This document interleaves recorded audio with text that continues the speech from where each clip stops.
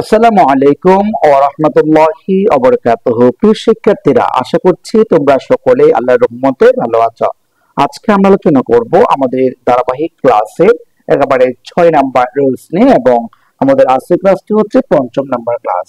আমরা প্রতিটি ক্লাসে দুটি করে রুলস তোমাদেরকে একেবারে সুন্দর করে বুঝিয়ে দেওয়ার জন্য চেষ্টা করি। আর ক্লাসের ডিউরেশন যদি বেশি হয়ে যায় সেক্ষেত্রে অনেকে ক্লাস দেখে না, হালকা দেখে চলে যায়। তো আমি ক্লাস ডিউরেশনটা ছোট করার জন্য আমরা প্রত্যেকটি ক্লাসে দুটি করে নিয়ম আলোচনা করব। তো আজকের ক্লাস আমরা আলোচনা করব আমাদের 6 নাম্বার এবং 7 নাম্বার নিয়মটা নিয়ে। আজকে ক্লাসটি রেকর্ড হবে ইনশাআল্লাহ। আচ্ছা, চলুন তো আমরা কথা না পারি, আমরা আমাদের মূল কথায় চলে যাই। আজকে ক্লাসে আমরা একটা নিয়ম দেখতে পাচ্ছি, এখানে 6 নাম্বার নিয়ম। 6 নাম্বারের নিয়মে আমি এক পাশে দেখতে পাচ্ছি অ্যাফার্মেটিভ, আর এক পাশে দেখতে পাচ্ছি আমরা নেগেটিভ। ঠিক আছে, আমরা অ্যাফার্মেটিভ থেকে নেগেটিভে রূপান্তর করার জন্য আমরা কি করতে পারি সেই বিষয়টি আপনার দেখাচ্ছে। প্রথমত আমরা দেখতে পাচ্ছি এখানে অ্যাফার্মেটিভ সেন্টেন্সে এখানে একটা বোর্ড থাকবে আর একটা এখানে এন্ড থাকবে। এটা থাকলে এটা থাকবে এমনটাই, আরেকটা থাকবে সরাসরি আলাদা। ঠিক আছে, এই ক্ষেত্রে আমরা যদি নেগেটিভ করতে চাই কিভাবে করব? যে প্রথম নিয়মের মধ্যে আমাদের বোর্ড আছে, এন্ড আছে, এজন্য আমরা কি করতে পারি যে যেভাবে আছে সেভাবে বসাতে পারবো। কিন্তু পরবর্তীতে কি আছে, শুধুমাত্র একটি এন্ড আছে, মানে বোথ নেই। আচ্ছা, দুইটার নিয়ম কিন্তু আমরা যদি নেগেটিভ করতে চাই মূলত একই রকম হবে। সেটা কিভাবে হবে সেটা যদি খেয়াল করি, যেমন এখানে দেখুন, এখানে আপনাদের লেখা আছে যে অর্থাৎ আপনি বোথের জায়গায় কি বসাবেন, নট অনলি বসাবেন, আর এন্ড এর জায়গায় বাট অলসো বসাবেন। অর্থাৎ এখানে বোথের পরিবর্তে নট অনলি আর এন্ড এর পরিবর্তে আপনি বাট অলসো বসাবেন। আর এখানে বিশেষ করে একটা এন্ড থাকলে সেটার ক্ষেত্রে একই নিয়ম, অর্থাৎ এখানে বোথ নট অনলি আর একটা হচ্ছে বাট অলসো। তবে এই ক্ষেত্রে যেহেতু অ্যাফার্মেটিভে বোথ থাকবে না, সে একটু ভিন্ন। আমি একটু বাক্য দিয়ে আপনাদের বোঝানোর জন্য চেষ্টা করছি। আচ্ছা, প্রথমত আমরা একটা বাক্য দেখতে পাচ্ছি, বাক্যটা হচ্ছে অ্যাফার্মেটিভ, যেখানে লেখা আছে বোথ। ঠিক আছে, বোথ লেখা আছে আর মাঝখানে লেখা আছে এন্ড। বাকিটা যেখানে আছে সেখানে থাকবে। অর্থাৎ আমরা দেখতে পাচ্ছি বোথ এন্ড আবুল। বাবুল এখানে বলছে both Abul and Babul are the best friend, তারা দুইজনই খুব ঘনিষ্ঠ বন্ধু। শুধুমাত্র আবুল নয়, বাবুলের খুব ঘনিষ্ঠ বন্ধু। আচ্ছা, এই অক্ষরটাকে আমরা যদি নেগেটিভ করতে চাই তাহলে এখানে যে বোথ আছে এই বোথের পরিবর্তে আমরা কি করতে পারি, নট অনলি বসাতে পারি। তারপরে এখানে যে আবুল ছিল আবুলটাকে বসিয়ে দিলাম, তারপর এখানে এন্ড আছে, মানে এর পরিবর্তে আমরা বাট অলসো বসালাম। ঠিক আছে, বাট অলসো, বাকিরা যে যেখানে আছে সেখানে রয়ে গেল কোনো পরিবর্তন ছাড়াই। তাহলে অ্যাফার্মেটিভ থেকে নেগেটিভ করার জন্য আমরা যেভাবে পরিবর্তন করেছি ঠিক তদ্রুপ আপনি নেগেটিভ থেকে যদি অ্যাফার্মেটিভ দেয় আপনি একইভাবে করতে পারবেন। বিষয়টি আপনাদের সামনে বোঝাতে পারলাম। আচ্ছা, 2 নম্বর বাক্য দেখবো। আমরা 2 নম্বর বাক্য দেখতে পাচ্ছি এখানে তো শুধুমাত্র একটি এন্ড আছে, দুটি নেই। সেক্ষেত্রে কি করবেন আপনি সহজে বোঝার জন্য আমি আপনাকে টেকনিকটা বোঝাই দিচ্ছি। যেমন এখানে আপনি নাউন পাবেন দুইটা, যেমন একটা হচ্ছে অ্যাপল আর একটা হচ্ছে ম্যাঙ্গোস। ঠিক আছে, আপনি নাউন কোটা পেলেন, দুইটা পেলেন। ঠিক আছে, আপনি নাউন দুইটা পেলেন।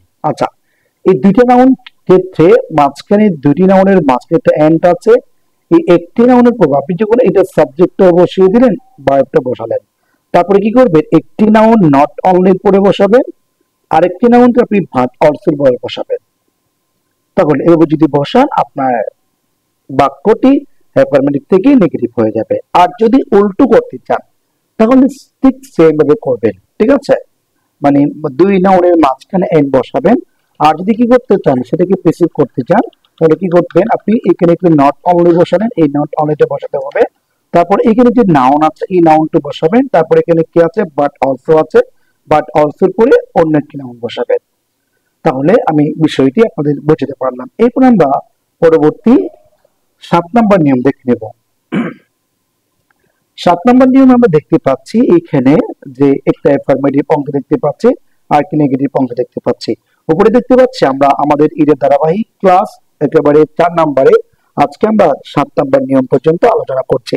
আচ্ছা, তাহলে এখানে আমরা দেখতে পাবো যে একটা বাক্যের মধ্যে অ্যাফার্মেটিভ বাক্যে যদি কখনো কোনো সময় অলওয়েজ থাকে, আপনি ওই বাক্যটাকে যদি নেগেটিভ করতে চান তাহলে এই অলওয়েজ এর পরিবর্তে আপনি একটি নেভার বসাবেন।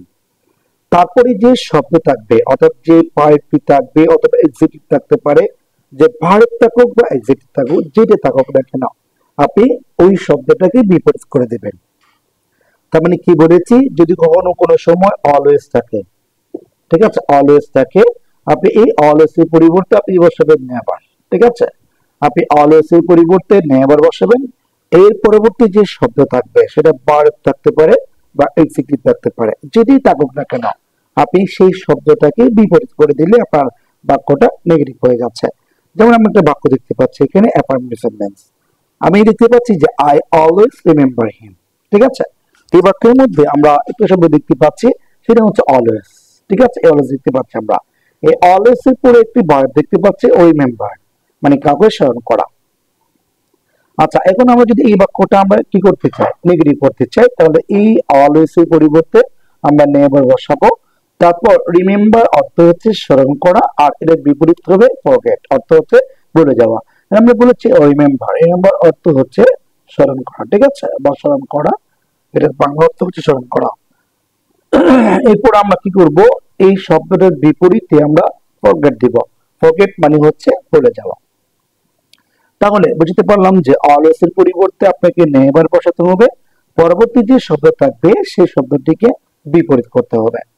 এরপর আমরা একটা বাক্য দেখতে পাচ্ছি, বাক্যটা হচ্ছে রানা ওয়াজ অলওয়েজ ফাংশনাল। ঠিক আছে, আমরা যদি এই বাক্যটা নেগেটিভ করতে চাই কি করব, এখানে যে অলওয়েজ আছে না, এই যে অলওয়েজ আছে, এই অলওয়েজ এর পরিবর্তে আমরা এখানে কি করব, নেভার দিব।